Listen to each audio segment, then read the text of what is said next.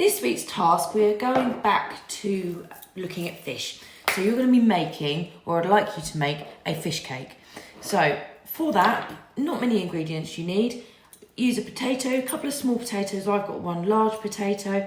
I haven't got any fresh herbs, so I'm just going to use some dried herbs. I've got a lemon to add to it, some flour, and I've also got a can of tuna. You could use salmon, you could use white fish, any fish that you really want to, okay? Let's put them over there. So, first thing, we need to peel the potato. So, hold the potato in your hand and take the peelings off like that. Okay, now this is called a D-ring peeler, but you might have a different peeler at home. I know we've got some different ones at school, or you might prefer to use a knife.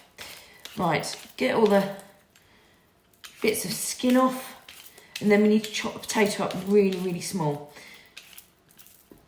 so that it will cook quickly in the pan. So I'm going to halve my potato like that. So now I've got two flat surfaces on my chopping board, if you can see there. And then I'm going to chop it that way and just into small pieces, and then get it onto the hob quickly so it will soften. Now I've already boiled the kettle, so I've got boiling water. Right, so let's get my saucepan, put my potatoes into the saucepan.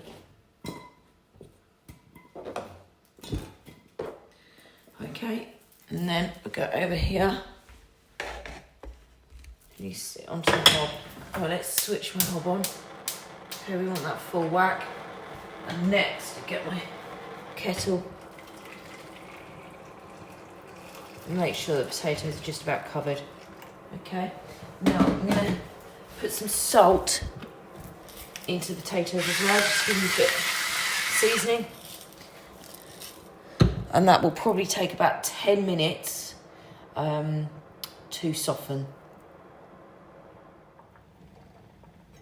So now just check with a knife that your potatoes are soft enough, and then if you believe they are, then we can drain them in the sink using a colander. So let's turn the gas off, take this over here, and then using your colander, drain the potatoes into the sink, okay? Right, give that a good shake, and then going to put them back in the pan. Now, I'm going to go mashing.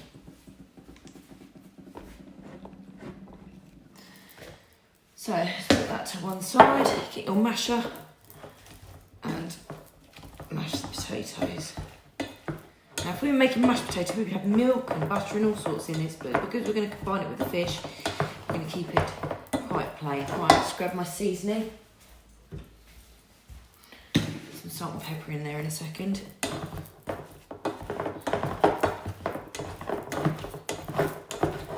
Right, you want to make sure that you've got rid of any lumps. You don't want a lumpy fish cake. Okay, that seems to me to be quite smooth. So, we bang that inside a dish to get rid of the potato. We'll use a knife to get it out. And keep it in the pan. Okay. So, let's put the potato into the bowl.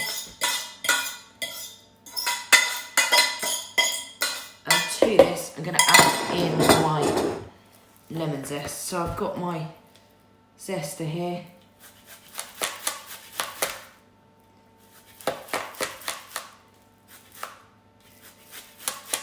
Nice lot of zest in there.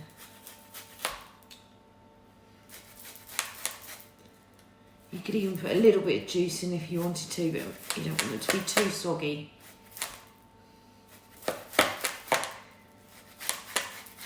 Right, let's just put that zest into there. Right, quick shake of herbs. So fresh herbs are nice, but I didn't have any fresh herbs to use, so a bit of salt, bit of pepper on that over there, and cut my lemon in half and then just squeeze.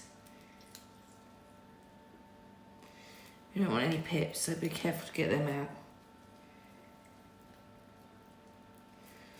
Okay, right, now I need to mix it all together. So using a fork or spoon, ensure your fish and your potato gets nicely mixed together.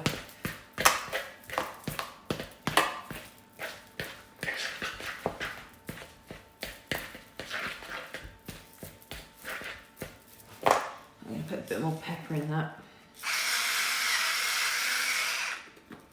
You could add a bit of paprika or even a little bit of chilli if you want to heat it up a bit, and keep these quite simple and straightforward.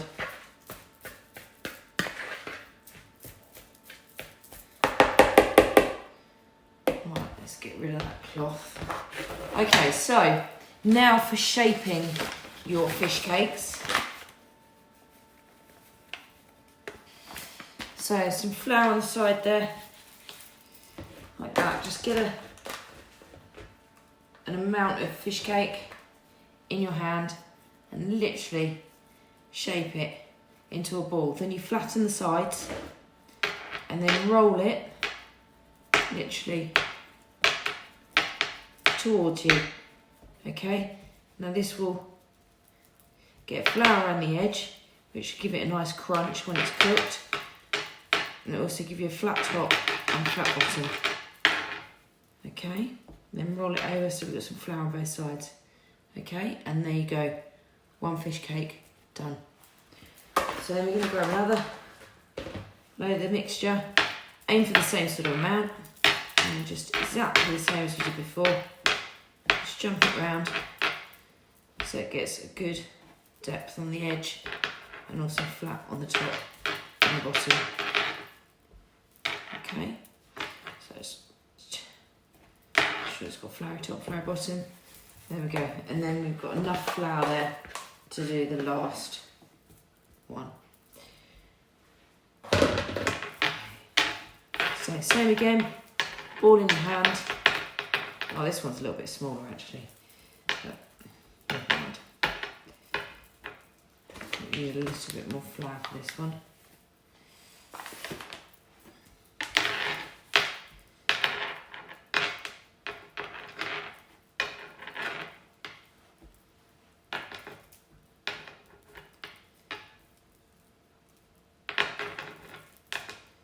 Okay, so there's your 3 fish cakes. Right, now we need to get a pan nice and hot before we start to cook them. Okay, so now we've got the oil in the pan nice and hot, which is what you want. And I'm now going to add in a fish cake. Okay, as you put it in, it should start to sizzle straight away, which is what we want. And don't flip it immediately, okay? Just keep it on there. Right, let's take another one and pop that in. Another oily side there, okay? Pop that in, starts to sizzle away. I've only got 3, so I'm going to cook them all together and hope that they all hold together.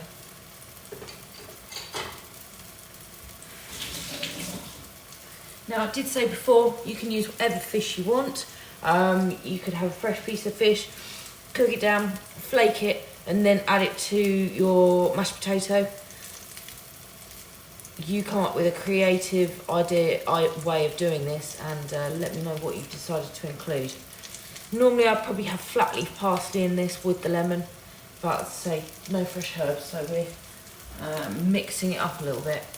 Now, you should be able to see around the edge, I don't know if you can see from there, it's starting to crisp up around the bottom. It's really sizzling. That's what we want, okay? Because you want a crispy underside. Now, don't forget, everything in this so far is cooked, okay? So, it's not like we're trying to cook the fish in the fish cake. Right, so then put your hand on top and flip it over. And can you see? Oh dear. There. Nice and crispy. That's what we want, okay? Okay, so let's go to flipping one of the other ones. So you can see, nice crispy. Okay, it might be easier if I lift the pan. There we go. Okay, now that's what we want. So now I'm going to flip the last one.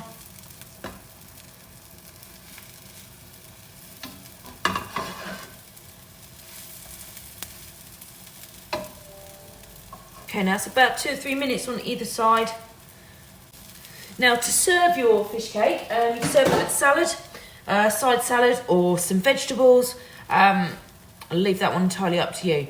But when you do send through a picture of your finished, we'll just call it savoury cake, please make sure it's plated so I can see what you're putting together with it. Okay, I'll be interested to see your photos when they come through. Okay, so here is my finished dish. I have my fish cake with lemon curled on top. I have a tomato crown and some lettuce leaf. So that's the sort of thing I would expect to see your fish cake with accompaniment. Good luck.